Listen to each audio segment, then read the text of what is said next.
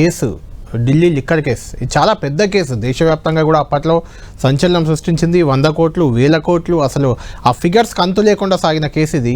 మొత్తానికి ఈ కేసుపై ఈరోజు ఢిల్లీలోని CBI court, Rouse avenue court ఈరోజు కీలకంగా ఆదేశాలు జారీ చేసింది. కీలకమైన కామెంట్లు కూడా చేసింది. ఏకంగా ఒకటి కాదు, ఇద్దరు కాదు, ఈ కేసులో ఎంతమందిపై ఆరోపణలు వస్తే అంతమంది, అంటే A1 నుంచి A23 వరకు, అంటే 23 మందిపై ఎలాంటి సాక్ష్యాలు లేవు ఈ కేసులో అని ఆ కేసును కొట్టివేస్తూ కీలక ఆదేశాలు ఇవ్వడం అనేది ఇప్పుడు సంచలనంగా మారింది. ఇది ఇప్పుడు దేశవ్యాప్తంగా కూడా చాలా కీలకమైంది. Jitendra Singh, Rouse avenue court judge Jitendra Singh ఈ మేరకు ఆదేశాలు జారీ చేశారు. ఏకంగా ఆ జడ్జిమెంట్ కాపీయే 598 పేజీలతో ఇచ్చారు. దాని ఛార్జ్ షీట్లు అయితే 1000 పేజీల్లో ఉన్నాయి.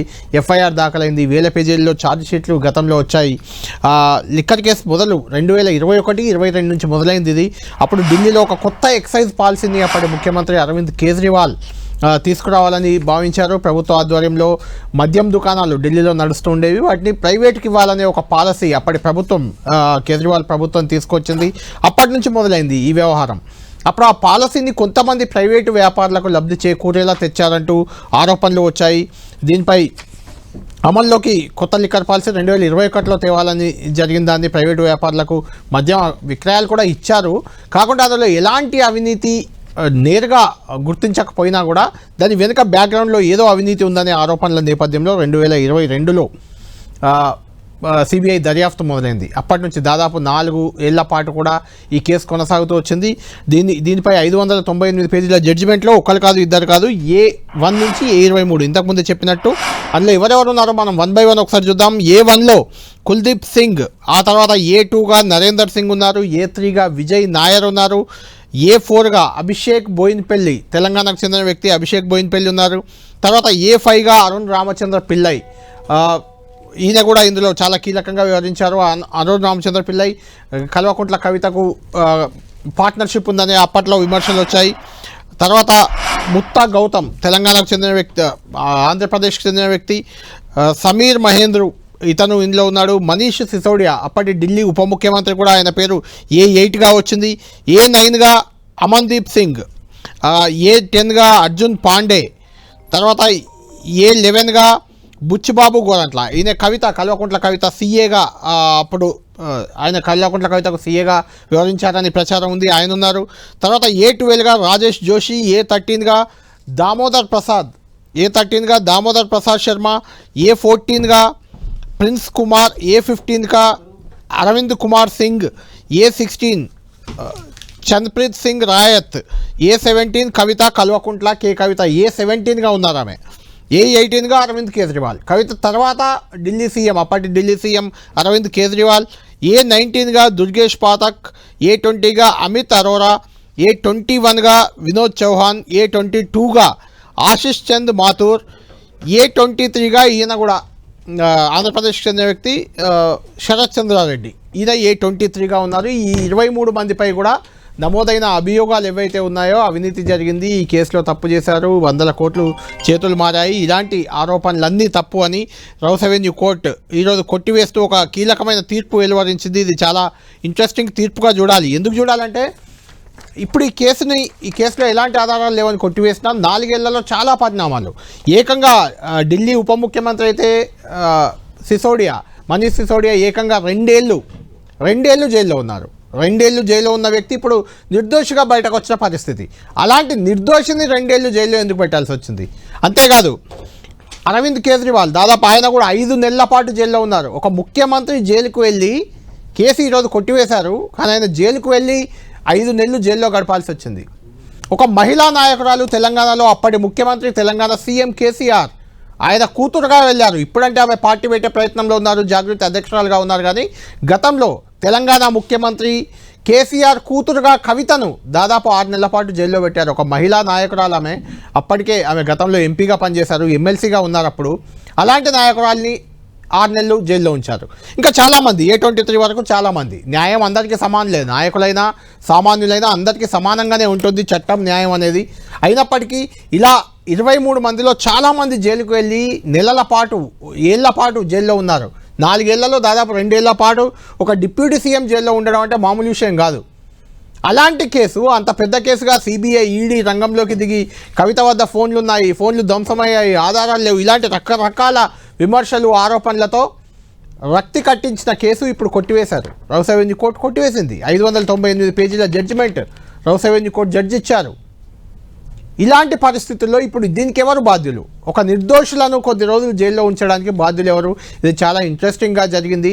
ఇది వ్యక్తుల విషయానికి వచ్చినప్పుడు ఇది. రెండోది వ్యవస్థల విషయానికి, పార్టీల విషయానికి వద్దాం. అప్పుడు బీజేపీ, కేంద్రంలో ఉన్న బీజేపీ దెబ్బతీసింది, 3 పార్టీలను అనే విమర్శలు ఎదుర్కొంది. ఆ 3 పార్టీలు నిజంగా ఈ కేసులో ఇరుక్కున్నారు. 3 పార్టీలకు చెందిన నాయకులు. ఆ 3 పార్టీలు ఆయా రాష్ట్రాల్లో అధికారం కోల్పోయాయి. ఎగ్జాక్ట్లీగా అసెంబ్లీ ఎన్నికలకు ముందు, ఆ 3 రాష్ట్రాల అసెంబ్లీ ఎన్నికలకు ముందు మొదలైన కేసు. పార్లమెంట్ ఎన్నికల నాటికి రక్తి గట్టించారు. ఆ తర్వాత పార్లమెంట్ ఎన్నికల్లో ఇండైరెక్ట్గా బీజేపీకి లబ్ధి వచ్చింది ఖచ్చితంగా. అది ఇప్పుడు రాజకీయంగా దుమారం రేపుతుంది. అందులో ఒకటి శరత్ చంద్రారెడ్డి, మాగుంట శ్రీనివాసులు రెడ్డి, వీళ్ళంతా కూడా వైసీపీలో కొంత కీలకంగా, విజయసాయి రెడ్డికి సమీప బంధువు ఆయన. అప్పుడు విజయసాయి రెడ్డి వైసీపీలో ఉన్నారు. వైసీపీని దెబ్బతీసేందుకు కొంత ఉపయోగపడింది ఆంధ్రప్రదేశ్లో అప్పుడు అధికార పార్టీ అది. తెలంగాణలో అధికార పార్టీ బీఆర్ఎస్ ఏకంగా సీఎం కూతురు కవితని అప్పుడు అరెస్ట్ అయ్యి జైలుకి వెళ్ళారు. అది కేసీఆర్ ప్రభుత్వంపై, కేసీఆర్ పాలనపై, కేసీఆర్కి వచ్చే అప్పటి రిజల్ట్పై కూడా ప్రభావం పడింది, ఖచ్చితంగా పడే ఉంటుంది. ఢిల్లీలో అయితే ఆమ్ ఆద్మీ పార్టీ కకావికలం అయిపోయింది. ఆమ్ ఆద్మీ పార్టీ అంటేనే అవినీతి రహితంగా పుట్టిన పార్టీ. అది అవినీతిలో కూరుకుపోయిన పార్టీగా అప్పుడు ప్రచారం జరిగింది. అరవింద్ కేజ్రీవాల్ అవినీతి పరుడుగా ముద్ర వేయబడ్డాడు. అక్కడ టోటల్ అధికారం ఆయన కోల్పోయారు. ఇంత జరిగినప్పుడు ఈ కేసు ఇప్పుడు ఈరోజు ఈ జడ్జిమెంట్ వాళ్ళందరినీ నిర్దోషులుగా ప్రకటించి వచ్చిన తర్వాత, అని నిర్దోషులు జైల్లో ఉన్నప్పుడు, లేకుంటే జైల్లో ఉన్నప్పుడు, కోర్టు మెట్లెక్కినప్పుడు, కోర్టు విచారణకు వెళ్ళినప్పుడు వాళ్ళ ఆవేదన ఏంటి అనేది మనకు స్వయంగా అరవింద్ కేజ్రీవాల్ కళ్ళల్లో కనిపిస్తుంది, ఆయన ఆవేదనలో కనిపిస్తుంది. ఆయన వెక్కి వెక్కి ఏడుస్తున్నాడు. అవినీతి వ్యతిరేక పార్టీ పెట్టిన నన్ను దెబ్బతీసేందుకు ప్రయత్నించారు, ఆమ్ ఆద్మీ పార్టీని కోలుకోలేని దెబ్బతీశారు, తన అధికారం నుంచి దింపడానికి దీన్ని వాడుకున్నారు ఈ కేసుని, ఆయన ఏడుస్తున్న పరిస్థితి. పీసీఆర్ ఒకసారి అరవింద్ కేజ్రీవాల్ బయట రండి మళ్ళీ.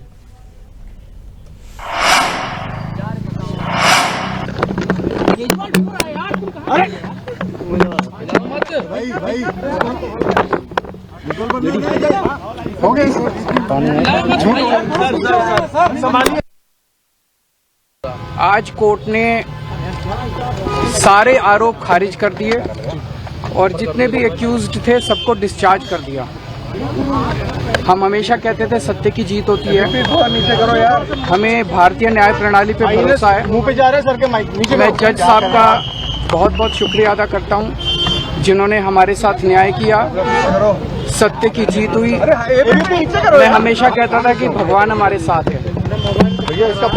मोदी जी ने और अमित शाह जी ने मिल के आजाद भारत का सबसे बड़ा राजनीतिक षड्यंत्र रचा।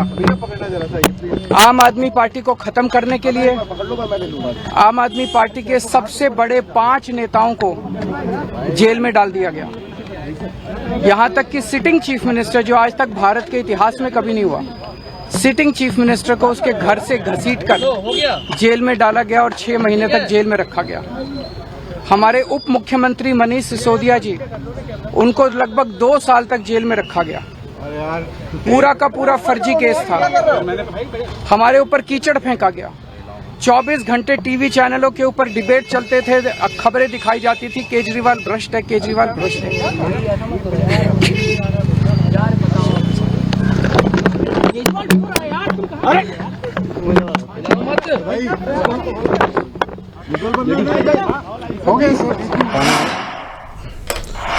రైట్, చూస్తున్నాం కేజ్రీవాల్ ఆవేదన. చాలా ఆయన వెక్కి వెక్కి ఏడుస్తున్న సందర్భం. ఖచ్చితంగా ఆయన క్లీన్ చిట్ రావడం ఆనందం ఉంది, అదే సమయంలో తనను అన్యాయంగా జైలు పాలు చేశారనే ఒక బాధ ఉంది.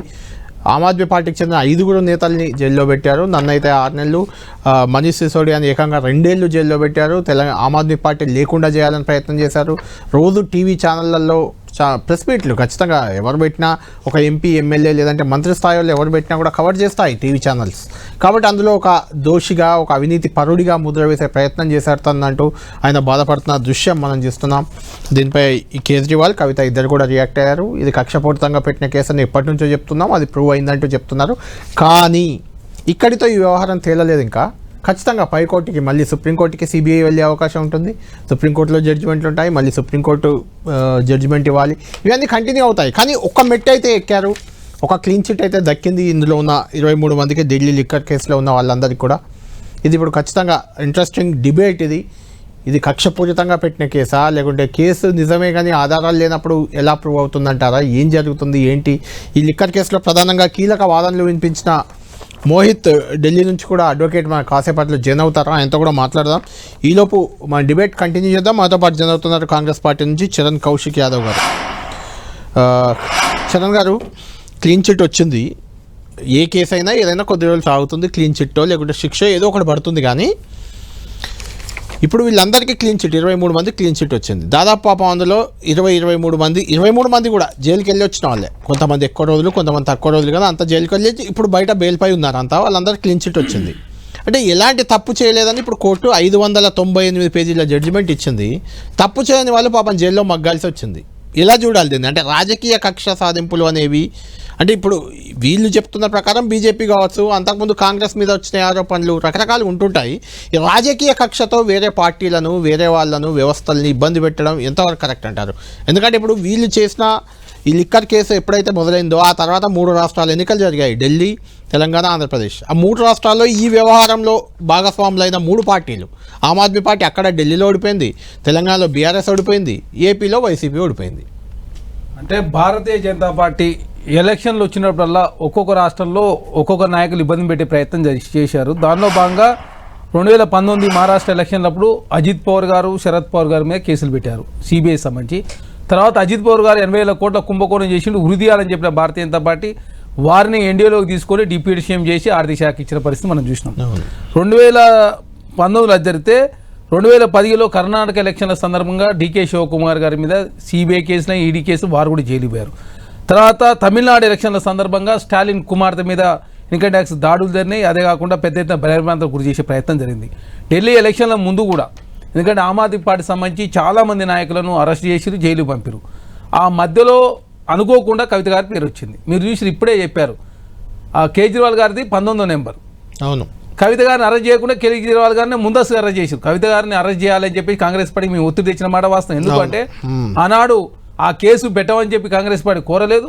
భారతీయ జనతా పార్టీ సంబంధించిన నాయకులు కేసులు పెట్టారు, ఢిల్లీలో అధికారం కేజ్రీవాల్ 18, కవిత 17. 17 నెంబర్ ఉన్నట్టు కలవకుల కవిత గారు ముందస్తుగా అరెస్ట్ చేయకుండా కేజ్రీవాల్ గారు అరెస్ట్ చేసిన తర్వాత చాలా రోజుల తర్వాత భారతీయ జనతా పార్టీ, బీఆర్ఎస్ పార్టీ అప్పటికి మేము చెప్తాం 9 సంవత్సరాల నుంచి వాళ్ళు కలిసే ఉన్నారు.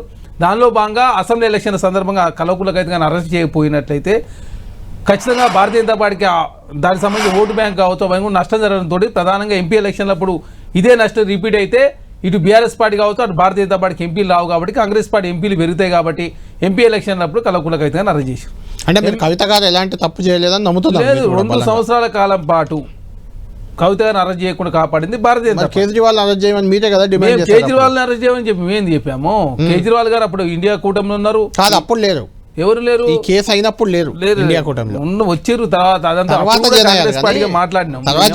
అప్పుడు కేసీఆర్ కేసు అనుకోకుండా తోడే క్రమంలో కలవకుండ కవిత గారి పేరు వచ్చింది. ఆ వచ్చినప్పుడు కాంగ్రెస్ పార్టీకి మేము మరి ఇందులో పేరుందని చెప్పి భారతీయ జనతా పార్టీ చెప్తుంది కదా, మరి అరెస్ట్ చేయాలని చెప్పి కోరితే 2 సంవత్సరాల కాలం పాటు ఆపిరు.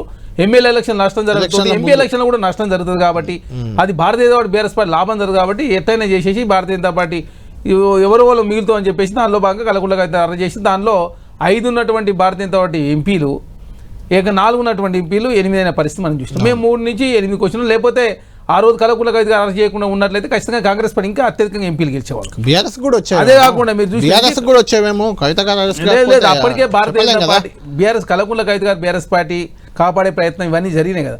తర్వాత 2014 నుంచి 24 వరకు చూసినట్లయితే దాదాపు 8,000 నుంచి 9,000 కేసులు భారతీయ జనతా పార్టీ కేంద్ర ప్రభుత్వం పెట్టింది. ఇందులో 95% కేసులు ప్రతిపక్ష నాయకుల మీద, 25 మంది మీద భారతీయ జనతా పార్టీ సిబిఐ ఈడీ కేసులు పెడితే 23 మంది మీద క్లీన్ చిట్ ఇచ్చారు. మీరు అశోక్ చవాన్ గారు చూస్తారా, హేమంత్ బిశ్వాల్ శర్మ చూసుకుంటారా, శుభేంద్ర అధికారి తీసుకుంటారా, మొన్న చనిపోయినటువంటి అజిత్ పవార్ గారు తీసుకుంటారు, ఇంకా ఎవరైనా తీసుకుంటారు, చాలా మంది కేసులు. తర్వాత గాలి జనార్దన్ రెడ్డి గారికి సంబంధించి కూడా కేసు ఫ్లో అయిన పరిస్థితి మనం చూస్తాం. కాబట్టి భారతీయ జనతా పార్టీ ఏంటంటే వాళ్ళ రాజకీయ అవసరాల కోసం వాడుకునే ప్రయత్నంలో వారు ముందుకు పోతారు.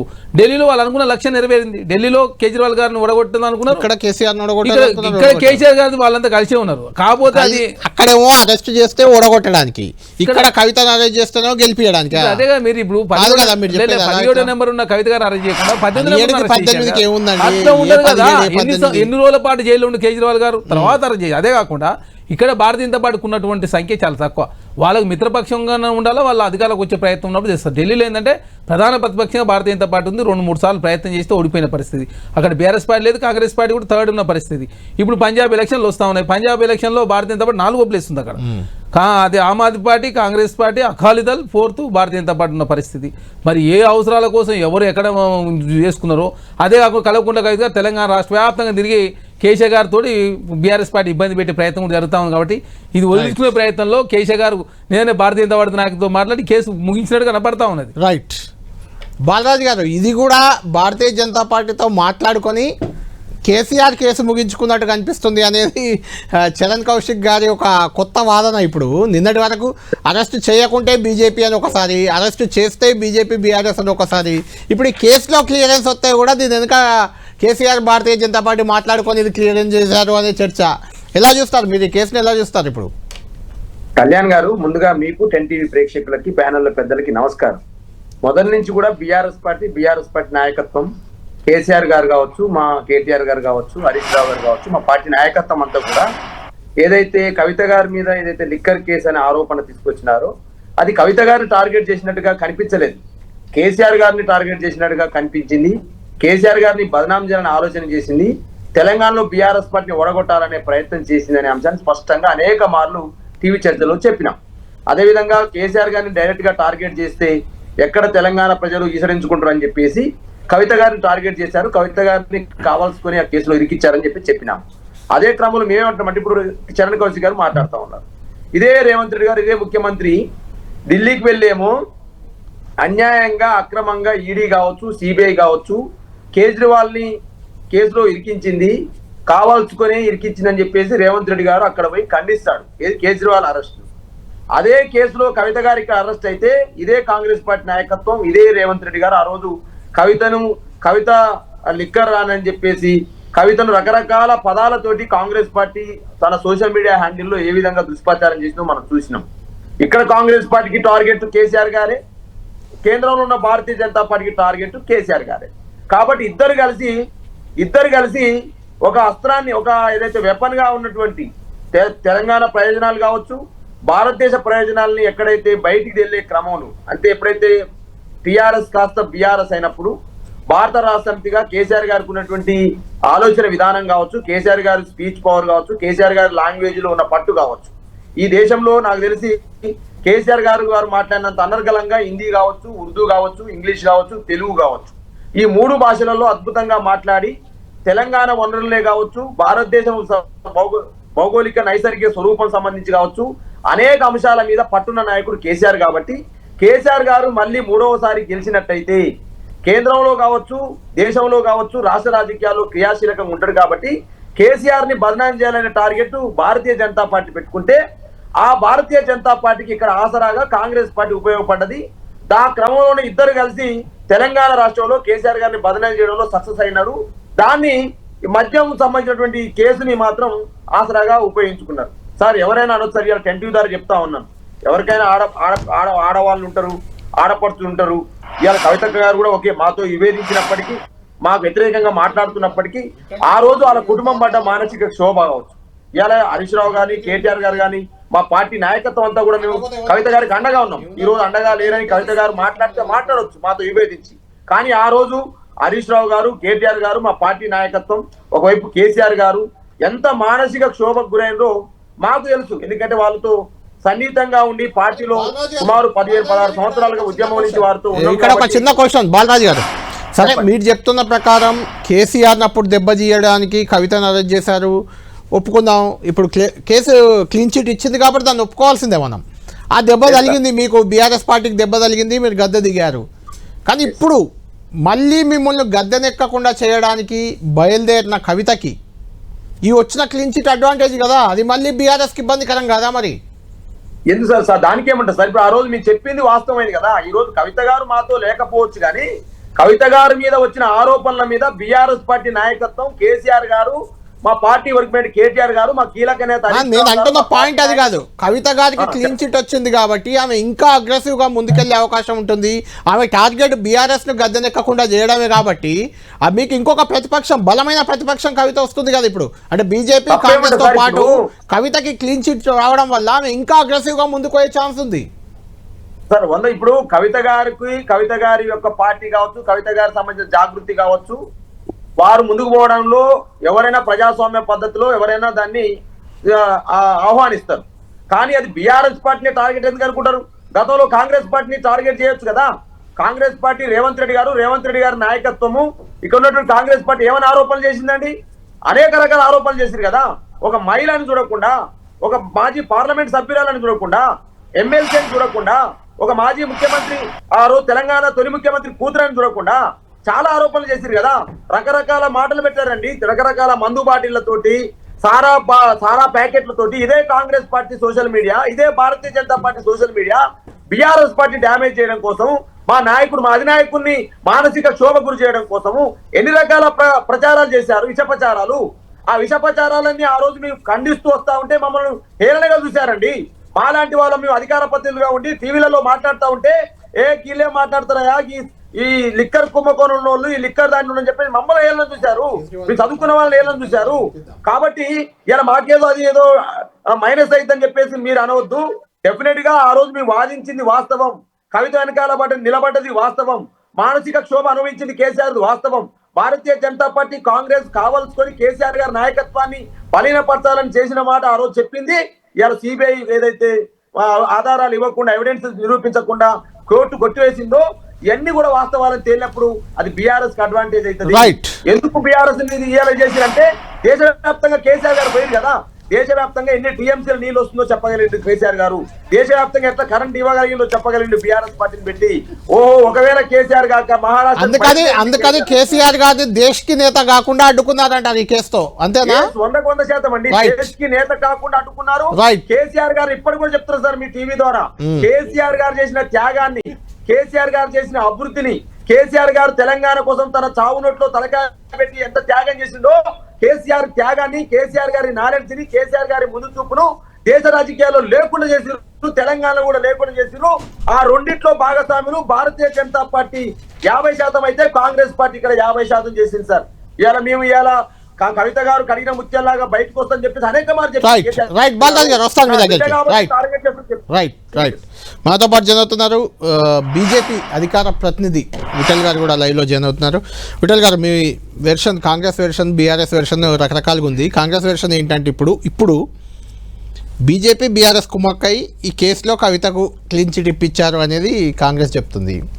ఈ క్లీన్ చిట్ రావడం వల్ల బీజేపీ కుట్రలన్నీ మేము చెప్పినవన్నీ నిజమని తేలిపోయింది. అప్పుడు మమ్మల్ని కావాలని ఎలక్షన్ల ముందు పెట్టారు, తేలిపోయింది, ఇప్పుడు క్లీన్ చిట్ వచ్చింది, ఇక మాకు తిరుగులేదు అనేది బీఆర్ఎస్ వాదన. నిజంగా కూడా ఎన్నికల ముందు ఈ కేసు రావడం, ఆ సందర్భం కావడం, ఆ తర్వాత వచ్చిన ఎన్నికల్లో ఈ కేసు ఎఫెక్ట్ పడలేదా పక్కన పెడితే, ఇందులో ఇన్వాల్వ్ అయి ఉన్న ఏపీలో వైసీపీ ఓడిపోవడం, తెలంగాణలో బీఆర్ఎస్ ఓడిపోవడం, అక్కడ ఢిల్లీలో అయితే కేజ్రీవాలే పాపం ఆయన ఓడిపోయాడు. పాపం అని ఎందుకంటుందా అంటే అవినీతి రహితం మా లక్ష్యం అని పెట్టిన పార్టీ అది దేశంలో. అప్పుడు అన్నా హజారే ఉద్యమం, ఆ తర్వాత వచ్చిన పార్టీ అదే అవినీతిలో కూరుకుపోయింది. కేజ్రీవాలే అవినీతి పరుడు అని పెద్ద ఎత్తున చర్చ. కేజ్రీవాల్ 6 నెలలు జైలు ఉన్నాడు, 5 నెలలు దాదాపు. కవిత 6 నెలలు ఉంది. తర్వాత మనీష్ సిసోడియా అయితే పాపం ఏకంగా అనారోగ్యం పాలై అప్పుడు ఏదో జాలితో సింపతితో బయటకు వచ్చాడు. ఇప్పుడు వాళ్ళంతా నిర్దోషులు. మరి వాళ్ళ బాధకి, వాళ్ళ జైలు జీవితానికి ఎవరు బాధ్యులు అనేది ఒక చర్చ. రెండోది, నిజంగా కేజ్రీవాల్ రియాక్షన్ చూస్తే ఈ టీవీలో చూసుకుంటూ నేనే కొంచెం బాధపడ్డాను. ఏంటి పాపం అలాంటి వాడు ఇలా అయిపోయాడని. ఒకసారి చూద్దాం, మీరు చూసాక రియాక్ట్ అవ్వండి దాని మీద.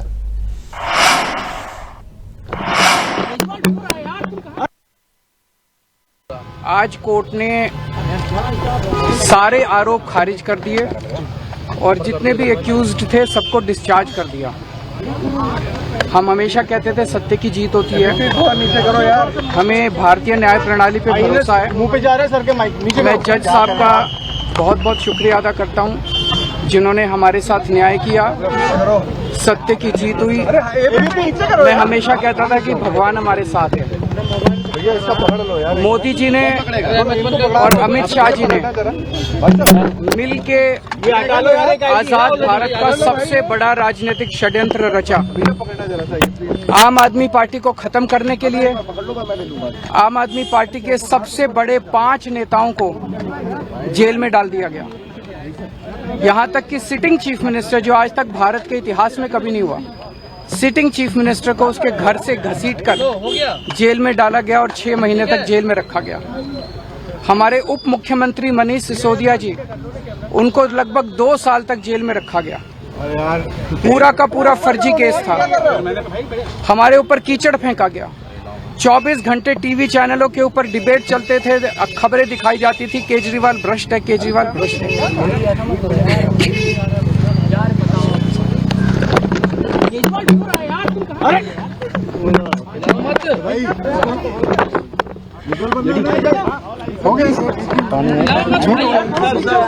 संभालिए सर, अपने आप संभालिए, हिम्मत सर, लाओ मत भाई,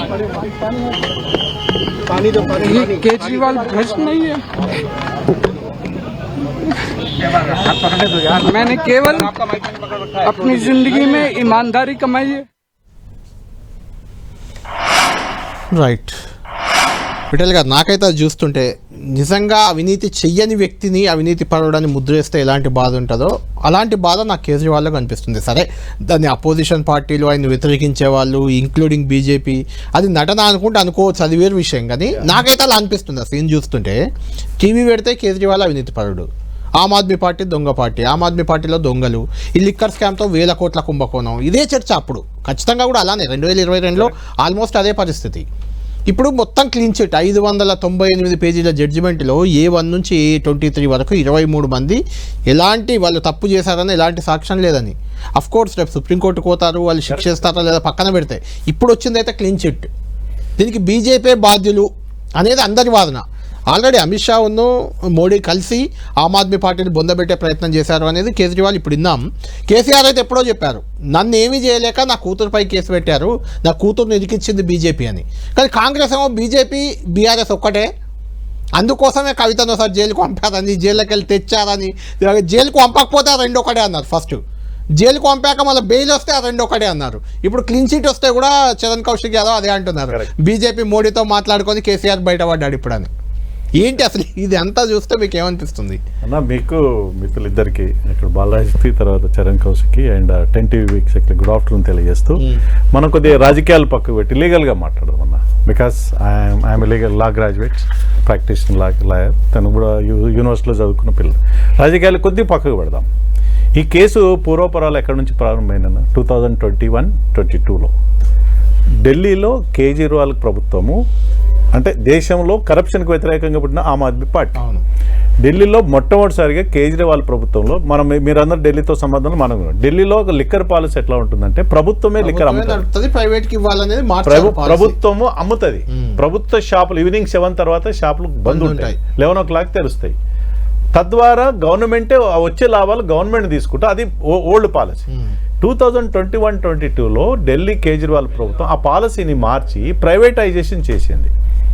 800 షాపులని, లిక్కర్ షాపులని, రిటైల్ షాపులకి అనుమతిస్తూ ప్రైవేటైజ్ చేసింది. నేను ఒక మాట, ఈ పూర్వపరాలు చెప్తున్నాను. ప్రభుత్వంలో అమ్మేదాన్ని ప్రైవేట్ చేసేది కాబట్టి అవినీతి అనలేము. ఒకటి, రెండోది దేశవ్యాప్తంగా చాలా రాష్ట్రాల్లో ప్రైవేటే కదా. నేను అదే చెప్తున్నాను, ఇక్కడ పూర్వపరాలు ఏంటి? అవును, నేను రాజకీయాలు మాట్లాడట్లేదు, ఎందుకంటే రాజకీయాలు మాట్లాడితే మళ్ళీ బీజేపీ అని చెప్తారు. నేనేదో ప్యూర్గా లీగల్ పాయింటే మాట్లాడుతున్నాను. నేను ప్రైవేటైజ్ చేయడం వల్ల ప్రభుత్వానికి, ఖజానాకి నష్టం జరిగిందని ఢిల్లీ ప్రభుత్వంలో ఉన్నటువంటి ఆధీనంలో కేజ్రీవాల్ సీఎం అయితే ఆ ఆధీనంలో ఉన్న చీఫ్ సెక్రటరీ గారు ఒక నోట్ ఇచ్చారు, రావాల్సిన ఇన్కమ్ ప్రైవేటైజ్ ద్వారా రావట్లేదు అని చెప్పేసి. అప్పుడు గవర్నర్ గారు, లెఫ్టినెంట్ గవర్నర్ గారు సక్సేనా గారికి, అప్పుడు చీఫ్ సెక్రటరీ గారు నరేష్ కుమార్ గారు లెటర్ ఇస్తే, ఒక రిపోర్ట్ ఇస్తే సక్సేనా గారు సిబిఐకి రాశారు, ఎందుకు గవర్నమెంట్కి రావాల్సిన ఇన్కమ్ రావట్లేదు, దీని వెనకాల ఏం జరిగింది. ఆ ఎంక్వైరీలో భాగంగా కొత్తగా ప్రైవేట్ పాలసీ ద్వారా రాష్ట్రానికి నష్టం జరిగింది, ఢిల్లీ ప్రభుత్వం నష్టం జరిగిందని సిబిఐ ఎంక్వైరీ చేసింది. సిబిఐ ఎంక్వైరీలో ముడుపులు ఈ పాలసీ మారినందుకు రకరకాల ముడుపులు కేజ్రీవాల్ ప్రభుత్వానికి ముట్టినని రకరకాలవన్నీ చర్చలు మనం చూస్తూనే అవును, ఉన్నాం. జరిగాయి. సో ఇవాళ చివరికి ఏమైంది 2022లో అదే కేజ్రీవాల్ ప్రభుత్వం ఆ పాలసీని విత్డ్రా చేసుకుంది. అదే పాలసీ, మరి పాలసీ కరెక్ట్ ఉంటే ఎందుకు విత్డ్రా చేసుకుంది కేజ్రీవాల్ ప్రభుత్వం? దాన్ని కంటిన్యూ చేయాల్సి ఉండే కదా. ఆరోపణలు వస్తున్నాయి కాబట్టి ఆపేసారు. విత్డ్రా చేసుకుంది, తప్పులున్నాయా ఒప్పులున్నా విత్డ్రా చేసుకున్న తర్వాత దాదాపు 2-3 సంవత్సరాలు వరుసగా అరెస్టులు జరిగినాయి. 2022లో అరెస్టులు జరిగినాయి, 23లో జరిగినాయి. దానికి సంబంధించిన వ్యక్తులందరూ అరెస్ట్ అయ్యారు సిబిఐలో. అంటే కేజ్రీవాల్ ప్రభుత్వానికి ముడుపులు ఎవరు ఇచ్చారో దాని వెనకాల మొత్తం అరెస్టులు జరిగినాయి. సాక్ష్యాధారాలు పక్క పెడదాం. ఇవాళ lower court, Rouse avenue court, ఇవాళ లోయర్ కోర్టు, మన దగ్గర డిస్ట్రిక్ట్ జడ్జి కూడా కాదు, junior first junior level court అయిపోయినట్టునే అనట్లేదు. నేను అదే చెప్తున్నా, క్లీన్ చిట్ ఉంటే డెఫినెట్ గా నిర్దోషులకు ఈ దేశంలో శిక్ష పడకూడదు. నేను కూడా దాన్ని ఒప్పుకుంటాను. ఒక మాట, దోషులకు శిక్ష పడాలి, నిర్దోషులు తప్పకుండా శిక్ష పడకూడదు. ఎవరైతే ఇవాళ 21 మంది ఉన్నారు కదా అక్యూజ్డ్, ఇవాళ క్లీన్ చిట్ ఇది లోయర్ కోర్టు క్లీన్ చిట్ ఇచ్చింది. రేపు హైకోర్టులో కేసు వేస్తారు, ఢిల్లీ కోర్టు పోతుంది, సుప్రీం కోర్టు పోతాయి. ఈ ప్రాసెస్ భారతదేశంలో లీగల్ ప్రాసెస్ 20 ఏళ్ళు నడుస్తుంది కదా. నేనేమంటున్నంటే ఇక్కడ భారతీయ జనతా పార్టీకి ఏం సంబంధం? నరేష్ కుమార్ గారు chief secretary garu Bharatiya Janata party కార్యకర్తనా? Lieutenant governor, Delhi lieutenant governor Bharatiya Janata party సంబంధం? కేంద్ర ప్రభుత్వం ఆధీనంలో ఉంటారు కాబట్టి ఖచ్చితంగా గవర్నర్ వ్యవస్థను మీరు అట్లనే కదా, కేరళలో అదే లొల్లి, కర్ణాటకలో దేశంలో రాజ్యాంగం ఇచ్చింది కదా ఉంది. కానీ ఇక్కడ కూడా తమిళసై సౌందరరాజన్ దేశంలో అంబేద్కర్ గారు రాసినటువంటి గవర్నర్ వ్యవస్థను రద్దు చేసుకుందామా? వాడుకుంటుంది వ్యవస్థను వాడుకుంటుంది. రాష్ట్రంలో జరిగే తప్పిదాలకి తప్పకుండా డేగ కన్ను థర్డ్ ఐ, మూడో కన్నులాగా ఆ రాష్ట్రం జరిగే అవినీతిని కన్నేసి ఉంచుతుంది గవర్నర్. ఒక చిన్న ఎగ్జాంపుల్ మీకు, దాసోజ శ్రవణ్ని ఎమ్మెల్సీ చేస్తే తమిళసై సౌందరరాజన్ గారు, ఆయన రాజకీయ నాయకుడు, ఆయనకి ఇయాన్ని కొట్టుపడేస్తుంది. కోదండరాం శ్రావణ్ అన్న ఒక పార్టీలో జస్ట్ నాయకుడు, ఆయన శ్రావణ్. ఆయన అంతకుముందు కుబుసం అటువంటి మూవీస్ తీశారు, కొంచెం ప్రొఫెసర్ ఆయన గతంలో, ఆయన కూడా ప్రొఫెసరే. ఆయనది కొట్టేసిన గవర్నరు అదే కోదండరాం గారు, ఆయన కూడా ప్రొఫెసరే, తెలంగాణ ఉద్యమంలో జేఏసీ కన్వీనర్. అంతకు మించి ఆయన ఒక పార్టీకి ఏకంగా అధ్యక్షుడు, ఆయన శ్రావణ్ అధ్యక్షుడు కాదు.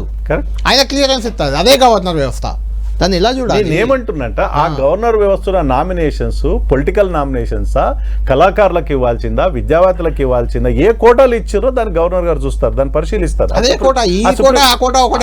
సుప్రీం కోర్టు దాకా పోయింది, సుప్రీం కోర్టు దాకా పోయింది. అదే మరి ఇక్కడ మనం అంటే గవర్నర్ వ్యవస్థ కూడా మనం కొంచెం మార్చాల్సిన అవసరం ఉందా లేదా? ఇప్పుడు రాష్ట్రంలో ఎన్టీ రామారావు కూల చేసిన గవర్నర్ వ్యవస్థ కూడా ఉన్నాడు. మనం రాష్ట్రంలో గవర్నర్ గారు తప్పిదాలు జరుగుతాయి, రామ్లాల్తో సహా గవర్నర్ వ్యవస్థలో లోపాలు ఉంటే భారత రాజ్యాంగాన్ని భారత రాజ్యాంగాన్ని సవరించుకొని సరిదిద్దుకోవాల్సి, ప్రతి వ్యవస్థలో లోపాలు ఉంటాయి, ముఖ్యమంత్రి వ్యవస్థలో లోపాలు ఉంటాయి, గవర్నర్ వ్యవస్థలో లోపాలు ఉంటాయి, సరిదిద్దుకునే ప్రయత్నం జరగాలి. ఇప్పుడు నేనేమంటున్నాను, ఈ కేసులో స్పష్టంగా మాట్లాడేది భారతీయ జనతా పార్టీకి. తాత్కాలికమే వీళ్ళు దోషులే. నేనేమంటే క్లీన్ చిట్ 500-600 పేజీల రిపోర్ట్ పైన వాళ్ళు క్లీన్ చిట్ ఇచ్చారు. నేను మళ్ళీ చెప్తున్నాను, నిర్దోషులకు శిక్ష పడొద్దు. ఇప్పుడు మీరు ఏం చెప్తారు? మేము ఏం చెప్తున్నాం అంటే, let the court of legal court of action May continue it. మాకేం సంబంధం భారతీయ జనతా పార్టీకి? కేంద్రంలో కేంద్ర ప్రభుత్వం ఉంటుంది. పార్టీ పరంగా వీళ్ళు ఆమ్ ఆద్మీ పార్టీ దొంగ పార్టీ అన్నారు, బీఆర్ఎస్ పార్టీ దొంగ పార్టీ. రాజకీయంగా తప్పు జరిగినప్పుడు ఆరోపణలు వస్తే అదే స్టాండ్ మీద ఆరోపణ. ఇప్పుడు కాళేశ్వరము మాట్లాడతారు కదా, నేనేమంటే ఆ legal course of action CBI court, ఇప్పుడు లోయర్ కోర్టు జడ్జిమెంట్ ఇచ్చింది, దాని మీద అపీల్ వెళ్తారా, వెళ్ళరా, సుప్రీం కోర్టు పోతారా, హైకోర్టు పోతారా, లెట్ దెమ్ డిసైడ్. మాకేం సంబంధం భారతీయ జనతా పార్టీ? చరణ్ గారు, భారతీయ జనతా పార్టీకి అసలు సంబంధమే లేదని వాళ్ళు చెప్తారు. మీరేమో అసెంబ్లీ ఎలక్షన్ల ముందు కవితపై కేసు ఉంది, అరెస్టు చేయట్లేదు, బీజేపీ బీఆర్ఎస్ ఒకటే, ఇది మీ నినాదం. అప్పుడు తర్వాత పార్లమెంట్ ఎన్నికల ముందు కవితను అరెస్టు చేస్తే, అరెస్టు చేసి లాభం పొందడానికి బీజేపీ చూస్తుంది, వాళ్ళిద్దరు ఒకటే, ఇద్దరు మ్యూచువల్గా కుమ్మక్కై కవితను లోపలేశారు అనేది అప్పుడు ఆర్గ్యుమెంట్. ఇప్పుడు క్లీన్ చిట్ వస్తే కూడా కేసీఆర్ మోడీతో మాట్లాడుకొని ఇప్పించాడని మీరు అంటారు. మరి వాస్తవమే కదా ఏంటి అసలు? అంటే ఏం జరిగినా బీజేపీ బీఆర్ఎస్ ఒకటే. అరెస్ట్ చేయాల్సిన కల్వకుంట్ల కవిత గారు ఎన్ని రోజులు తాత్సారం చేసిరో తెలంగాణ సమాజం కూడా చూసారు. దాని మూలంగానే బీఆర్ఎస్ పార్టీ భారీ మూల్యం చెల్లించుకుంది. అదే కంటిన్యూ అయ్యి అరెస్ట్ కల్వకుంట్ల కవిత గారు చేయకపోతే ఇద్దరికి నష్టం జరుగుతుంది కాబట్టి కల్వకుంట్ల కవిత గారు అరెస్ట్ చేసి, అది బీజేపీకి 8 సీట్లు వచ్చాయి. 8 సీట్లు వచ్చినాయి కదా, 4 ఉన్నట్టు బీజేపీ 8 అయింది.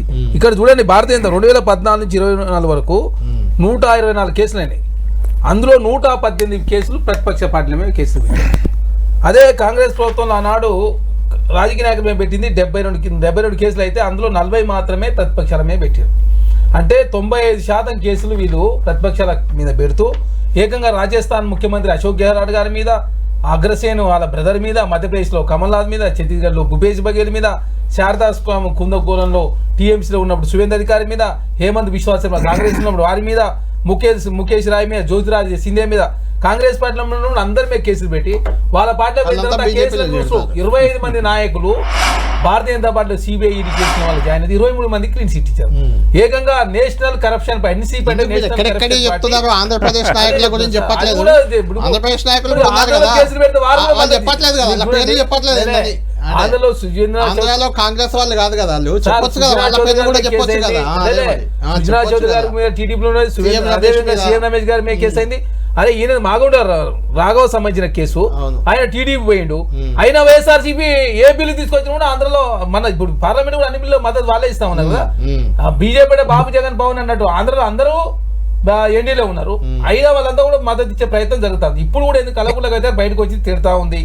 బీఆర్ఎస్ పార్టీ రోజు డ్యామేజ్ అవుతుంది. కాబట్టి ఇదంతా ఒక టైం సెటిల్మెంట్ లో భాగంగా కేసీఆర్ గారు నరేంద్ర మోడీ గారితో మాట్లాడి ఈ కేసుని క్లీన్ చిట్ ఇప్పించారు చాలా స్పష్టంగా. ఎందుకంటే 17 నెంబర్ ఉన్నాము ముందస్తున్నారు కావాలి, 18 నెంబర్ అరెస్ట్ అయినాక చాలా రోజుల తర్వాత అరెస్ట్ చేసి అది ఢిల్లీలో అధికారం కైవసం చేసుకో. ఎందుకంటే కేజ్రీవాల్ అట్లే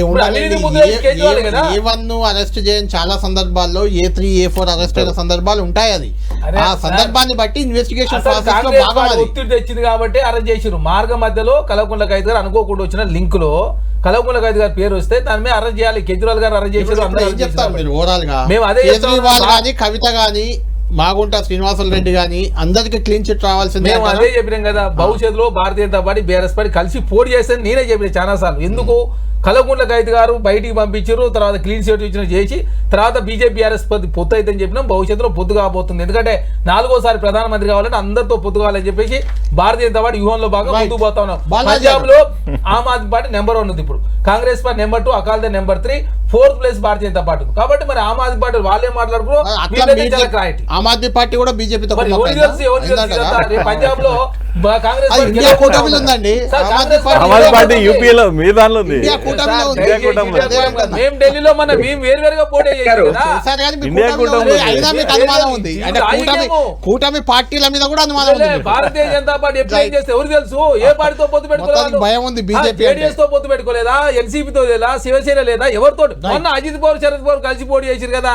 ఉద్ధవ్ ఠాక్రే రాష్ట్రాలు కాంగ్రెస్ తో ఒకసారి టీడీపీ పొత్తు, బీజేపీతో ఒకసారి. రాజకీయాల్లో సర్వసాధారణం కాబట్టి భారతీయ జనతా పార్టీ పత్తు రాజకీయ పార్టీగా ప్రతిపక్షాలు బలహీనపరిచే ప్రయత్నంలో వారు ముందుకు పోతారు. కాబట్టి కల్వకుంట్ల ఖైదీ బీఆర్ఎస్ పార్టీ ఒకటే అని చెప్పి కాంగ్రెస్ పార్టీ మొదటి చెప్తున్నారు. వాళ్ళిద్దరు ఒకటే.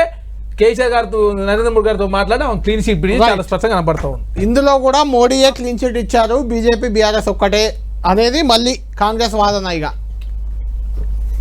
సార్ ఇప్పుడు మేము ఏమంటామంటే, ఒకవేళ ఇప్పుడు కేజ్రీవాల్ కూడా ఇచ్చారు కదా క్లీన్ చిట్, కేజ్రీవాల్ కూడా బీజేపీతో కలిసాడని ఆయన అనుమానం పడుతున్నాడు. బీజేపీతో అండర్స్టాండింగ్ వచ్చాడు. కూటమిలు ఉన్నారు కదా, ఇండియా కూటమిలు ఉన్నారు కదా కేజ్రీవాల్ గారు, కళ్యాణ్ గారు, ఇవన్నీ కూడా అసంబద్ధమైన వాదనలు చేయడం కాదు. కానీ కాంగ్రెస్ పార్టీని పెద్ద పట్టించుకున్నట్టుగా భారతీయ జనతా పార్టీ కనపడలేదు దేశవ్యాప్తంగా ఇప్పుడు కూడా. కానీ ప్రాంతీయ పార్టీలను మాత్రం కిల్ చేసిన మాట వాస్తవం. ఎందుకంటే ఢిల్లీలో కేజ్రీవాల్, పశ్చిమ బెంగాల్లో తృణమూల్ కాంగ్రెస్, అదేవిధంగా బీహార్లో ఆర్జేడీ, ఉత్తరప్రదేశ్ లో సమాజ్వాదీ, అదేవిధంగా తెలంగాణలో బీఆర్ఎస్, ఆంధ్రాలో వైఎస్ఆర్సీపీ, ఇవన్నీ కూడా కీలకమైన నాయకులు, చరిస్మా ఉన్న నాయకులు. వీళ్ళందరికీ ఒక నాయకత్వ గొడుగును తీసుకొచ్చే బాధ్యతను కేసీఆర్ గారు ఎప్పుడైతే నెత్తినెత్తుకున్నాడో, అంటే దేశంలో ప్రాంతీయ పార్టీలన్నీ కూడా ఈ కాంగ్రెస్ మరియు బీజేపీ ఇద్దరు కలిసి కూడా తోడు దొంగలై ప్రాంతీయ పార్టీలు నిలవకుండా చేస్తా ఉన్నారు. ఆ ప్రాంతీయ పార్టీలను నిలవకుండా చేయడం కోసమే ఈడీలు కావచ్చు, సిబిఐలు కావచ్చు, అన్ని రకాల యంత్రాంగాన్ని ఉపయోగించుకుంటూ జేబు సంస్థలుగా మార్చుకొని దొందే సార్.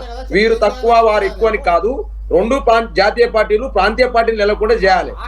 అటు తృణమూల్ కాంగ్రెస్ కావచ్చు, సమాజ్వాదీని కావచ్చు, ఆర్జేడీని కావచ్చు, అదేవిధంగా ఆప్ పార్టీని కావచ్చు, అదేవిధంగా ఇప్పుడు మీరు ఢిల్లీలో అది శరద్ పవార్ సంబంధించిన పార్టీని కావచ్చు, అన్ని పార్టీల్ని ఏ కథం చేయాలనే ఆలోచన విధానం ఈ రెండు పార్టీలకు ఉంది. అది పెద్దన్న పాత్రను బీజేపీ పోషిస్తే చిన్నన్న పాత్రను కాంగ్రెస్ పార్టీ పోషించింది. తానా అంటే తందాన అనడం. ఇవాళ అడుగుతా ఉన్నాను కాంగ్రెస్ పార్టీని, ఇవాళ ముక్కు నేలకు రాసి మీ ముఖ్యమంత్రి రేవంత్ రెడ్డి కాంగ్రెస్ పార్టీ క్షమాపణ చెప్పాలి. కవిత గారి మీద చేసిన ఆరోపణలు ఏదైతున్నాయో, అదేవిధంగా బీఆర్ఎస్ పార్టీ నాయకత్వం మీద చేసిన మీరు ఆరోపణలు ఏదైతున్నాయో, కేసీఆర్ గారి మీద చేసిన ఆరోపణలు ఏదైతున్నాయో క్షమించండి. మేము చెవులు పట్టుకొని కింది బింగిలు తీయండి. మీరు దయచేసి ఏం మాట్లాడినండి కేసీఆర్ గారిని, కేసీఆర్ గారి కుటుంబాన్ని ఏమని మాట్లాడిరు? ఆ రోజు కవిత గారు చెయ్యని తప్పుకు పోతురని చెప్పేసి కేసీఆర్ అంటే లేదు అని చెప్పి ఎప్పుడు ఇదే మాట కదా. బీఆర్ఎస్ ఒకటైంది, బీజేపీ ఒకటైంది, ఎవరు ఒకటైందో హుజరాబాద్ ఎలక్షన్ లో తేలలేదా? ఎవరు ఒకటైందో నీకు మునుగోడు ఎలక్షన్ లో తేలలేదా? ఎవరు ఒకటైందో 2018 లోక్సభ ఎలక్షన్ లో నిజామాబాద్ కావచ్చు, కరీంనగర్ పార్లమెంట్ లో తేలలేదా? ఎందుకు మాట్లాడతారు ఇవన్నీ కూడా? మేము తెలంగాణ ప్రయోజనాలు కొట్టాడింది బీఆర్ఎస్. తెలంగాణ ప్రయోజనాలకు ఒక వాచ్ డాగా ఉన్నది కేసీఆర్ గారి నాయకత్వం. కేసీఆర్ నాయకత్వాన్ని బలి చేయాలి. కేసీఆర్ నాయకత్వాన్ని ఇక్కడి నుంచి ఎల్లగొడితేనే మా వనరులు దోసుకోవచ్చు, ఢిల్లీకి మూటలు అప్పచెప్పవచ్చు. 1000 కోట్ల రూపాయలు కేరళ ఎలక్షన్ల కోసం రెడీ చేసేటువంటి సంస్కృతి ఎక్కడి నుంచి వచ్చిందండి? ఎవరు ఇచ్చిరండి వీళ్ళకు? కాంగ్రెస్ పార్టీకి 1000 కోట్ల రూపాయల ఒక్కొక్క మంత్రి 35 నుంచి 40 కోట్లు రెడీ చేయాలని చెప్పేసి ఏఐసీసీ ఆఫీస్ లో క్యాబినెట్ మీటింగ్ పెడతారా? ఇదేనా తెలంగాణ ఆత్మగౌరవం ఢిల్లీలో తాకట్టు పెట్టినట్టు కాదా? ఇది తెలంగాణ ఆత్మగౌరవాన్ని కాంగ్రెస్ పార్టీ కాపాడుతున్నట్ట? కళ్యాణ్ గారు, కాంగ్రెస్ పార్టీ తెలంగాణ ఆత్మగౌరవాన్ని ఢిల్లీలో తాకట్టు పెడుతుందని చెప్పేసి అనేక మార్లు కేసీఆర్ గారు చెప్తే తెలంగాణ ప్రజలు నమ్మలేకపోయారు. ఆ రోజు ఎలక్షన్ సమయంలో నమ్మలేక ఓట్లేసారు. ఇలా ఏం జరుగుతుంది? ఢిల్లీ ఏఐసీసీ ఆఫీస్ లో క్యాబినెట్ మీటింగ్, ఒక్కొక్క మినిస్టర్ కు 40 కోట్ల రూపాయలు కేరళ ఎలక్షన్ లో ఇవ్వాలి, 500 కోట్లు రేవంత్ రెడ్డి రెడీ చేయాలి. ఇవన్నీ ఎవరి కోసం చేస్తున్నారు? ఒక్క నిమిషం బాలరాజు గారు, ఒక్క నిమిషం. నిజమే, ఢిల్లీలో క్యాబినెట్ మీటింగ్ ఏందండి? మంత్రులంతా పోయి అక్కడ ఆ సీన్ కూడా రాహుల్ గాంధీ, రేవంత్ రెడ్డి, మల్లికార్జున ఖార్గే వీళ్ళంతా కూర్చొని ఉంటాయి. మహేష్ కుమార్ గౌడ్ ఉప ముఖ్యమంత్రి అండి, బట్టి విక్రమార్క, ఆయన నిలబడి చేతులు కట్టుకొని ఉన్నాడు అక్కడ వెనక. సార్ దయచేసి మాట్లాడేటప్పుడు ఫోటో మీకు చూపిస్తా, చూపియాలా? ఫోటో చూపియాలా?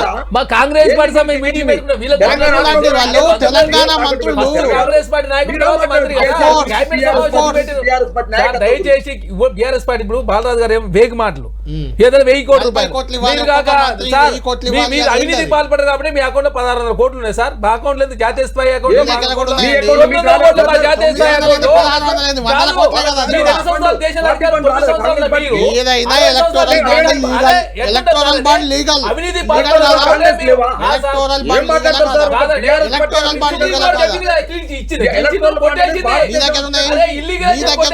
దయచేసి నేను బాలరాజు గారు ఏం మాట్లాడుతుండే 1000 కోట్లకి మీరు వేగమండి ఇక్కడ ఆధారం లేదు. ఆడ కేబినెట్ సమావేశం జరిగిందా? కాంగ్రెస్ పార్టీ ముఖ్య నాయకుల సమావేశం జరిగితే మహేష్ కుమార్ గౌడ్ గారు, మా ఎంపీలు అందరూ ఉంటే దాని కేబినెట్ సమావేశం చెప్పి మీరు ఎట్లా? మీకు నమస్తే తెలంగాణ ఉంటాయి, టీ న్యూస్ ఉంటాయి, మీ అకౌంట్ 16 కోట్లు, ఢిల్లీలో ఆఫీసులు ఉంటాయి, హైదరాబాద్ ఆఫీసులు ఉంటాయి, మండలాల్లో జిల్లాలో ఆఫీసులు ఉంటాయి. మీకు అందరి మామూలు ఉండొచ్చు. కానీ కాంగ్రెస్ పార్టీ దేశం 40 సంవత్సరాలు పాలించిన కాంగ్రెస్ పార్టీ మాత్రం ఉంటాయి. అవినీతి కాంగ్రెస్ పార్టీ అవినీతి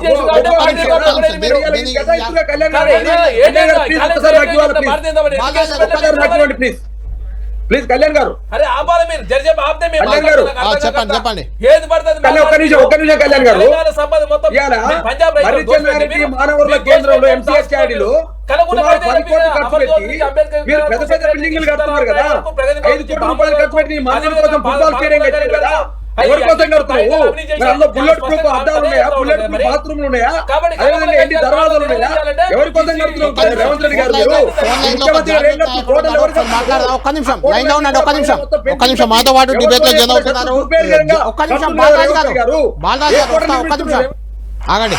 మనతో పాటు డిబేట్లో జాయిన్ అవుతున్నారు మనోజ సుధాకర్, జాగృతి అధికార ప్రతినిధి గారు జాయిన్ అవుతున్నారు.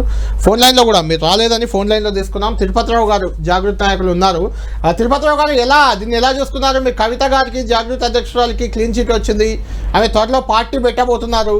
సరిగ్గా అదే సమయంలో ఇది ఒక శుభవార్త లాగా మీ పార్టీకి కానీ జాగృతికి కానీ క్లీన్ చిట్ వచ్చినట్టేదా? ఎందుకంటే చాలా లోయర్ కోర్టు, ఇంకా చాలా కోర్టులు ముందు ఉన్నాయి, కేసులు కంటిన్యూ అయ్యే అవకాశం ఉంది. ఎలా చూస్తారు? ఏదేమైనా ఇప్పుడైతే న్యాయం గెలిచింది, అంటే న్యాయం గెలిచింది. కానీ కాకపోతే ఈ 3 సంవత్సరాలుగా వారి మీద జరిగినటువంటి దాడిని కూడా మనం ఆలోచించాలి. ఇవాళ సోషల్ మీడియా వేదిక కావచ్చు, వారి సొంత పార్టీ కావచ్చు, మీడియా కావచ్చు, అనేక అవమానాలు, అనేక తిరస్కారాలు, అనేక విషయాలను భరించింది. ఒక మహిళ మీద వచ్చినటువంటి ఆరోపణలతోని అక్రమ కేసులు పెట్టి జైల్లో బంధించి దాదాపు 6 నెలల పాటు జైల్లో ఉండి బయటికి వచ్చినటువంటి ఒక మహిళ బయలుదేరి ప్రజాక్షేత్రంతో వెళ్ళడం అనేది అది ఎంత ధైర్యమో, ఎంత సాహసం కావాలి. సో సో ఏదేమైనా కానీ ఇది వారు న్యాయ పోరాటంలో వారు గెలిచిండు. మా అంచనా ప్రకారం వారు ప్రజాక్షేత్రంలో కూడా అద్భుతమైనటువంటి విజయాలు అందుకున్నారు. రైట్, థ్యాంక్ యూ తిరుపతిరావు గారు. మనోజ గారు కూడా మనకు చేరుతున్నారు. మనోజ గారు, ఇన్ని రోజులు అంటే కవిత గారు అనగానే ఆమెకు జాగృతి, బతుకమ్మ ఇలాంటి క్లీన్ ఇమేజ్ ఎంత ఉందో, లిక్కర్ కేసు అనే ఒక మార్క కూడా చాలా స్ట్రాంగ్గానే ఉంది. అది అంటే విపక్షాలకు ఎవరికైనా అదే అస్త్రం. సోషల్ మీడియాలో ప్రతి ఒక్కరు లిక్కర్ రాని అదని ఇదని రకరకాలుగా చాలా రోజుల నుంచి పాపం ఆమె చాలా ఇబ్బంది పెడుతూ వచ్చారు. ఇప్పుడు క్లీన్ చిట్ వచ్చింది. దీంతో ఇది పార్టీకి మీకు ఖచ్చితంగా కొంత అడ్వాంటేజ్ అయ్యే అవకాశం అయితే ఉంది. ఎలా చూస్తారు ఈ తీర్పుని, ఎలా చూస్తున్నారు? ఎందుకంటే ఇంకా ముందు కూడా హైకోర్టు, సుప్రీంకోర్టులో కూడా ఉంటుంది, కేసు అయిపోలేదు. ఎలా చూస్తారు? ముందుగా నిజంగా కూడా ఈరోజు కవితక్క గారితో పాటు ఆమె నమ్ముకొని దాదాపుగా కవితక్క గారు కడిగిన ముత్యం లాగొస్తారు. ఎప్పటికున్న న్యాయం గెలుస్తుంది, నిజము నిలకడ మీద బయటకు వస్తుంది అని చెప్పి నమ్మి ఆమెతోని 3.5 సంవత్సరాలుగా ఆమెతో పాటు మనోవేదనకి ఎంతో బాధకి గురైన వాళ్ళం మేమందరం. మేము కార్యకర్తలం కానివ్వండి, నాయకులను కానివ్వండి, కవితక్క గారిని నమ్మినాం. చివరికి ఆ నమ్మకమే గెలిచింది. న్యాయస్థానాల మీద నమ్మకం ఉంది కాబట్టి న్యాయ వ్యవస్థ మీద మాకు నమ్మకం ఉంది. ఎప్పుడైనా న్యాయమే గెలుస్తుంది అన్న ఒక ఉద్దేశంతో మేము ముందుకు నడుస్తూనే ఉన్నాం. ఈరోజు క్లీన్ చిట్ ఏదైతే రౌజ్ అవెన్యూ కోర్టు ఇచ్చిందో, తెలంగాణ జాగృతి రేపు పెట్టబోయే మా పార్టీకి కానివ్వండి, మాకు కానివ్వండి ఒక కొత్త ఆనందాన్ని, అలాగే మాకు ఇది ఒక తొలి విజయంగా మేము ముందడిగేయడానికి మాకు ఎంతో ధైర్యాన్ని ఇచ్చింది. నేనేమంటున్నానంటే ఇక్కడ 3 సంవత్సరాలుగా ప్రతిపక్షాలతో పాటు సొంత పార్టీ వాళ్ళు కూడా ఎంతో ట్రోల్ చేసిండ్రు, ఎంతో విమర్శలు చేసిండ్రు. అవన్నిటిని మేము ఎదుర్కొన్నాం. మరి ఈరోజు రాజకీయాలలో విమర్శలు ఒక స్థాయిని దాటి ఆడబిడ్డని ఎంత అవమానకరంగా ఒకానొక సందర్భంలో పవిత్రమైన బతుకమ్మ ప్లేస్ లో లిక్కర్ బాటిల్ని పెట్టి కూడా ట్రోల్ చేసిరు. ఆ రోజు మా గుండెలు ఎంత రగిలిపోయి ఉండాలి, ఆడబిడ్డలుగా ఆవేదన మాకు తెలుసు. 5.5 నెలలు మా నాయకురాల్ని జైల్లో పెట్టినప్పుడు అదే పార్టీలో ఏ అగ్ర నాయకులు కూడా మాకు తోడు లేనప్పుడు, ఎవరు మాకు లేనప్పుడు ఈ కార్యకర్తలు, ఈ నాయకులు వెళ్ళి ఢిల్లీలో వెళ్ళి అక్కడ ఎక్కడైతే రౌజ్ అవెన్యూ కోర్టుకి హక్కొచ్చినప్పుడు మనోజ గారు, నేను అదే చెప్తున్నాను. మనోజ గారు చూసాము ఆ రోజు సిబిఐ ఆఫీసర్ తో కేటీఆర్ స్వయంగా ఫైట్ చేశారు.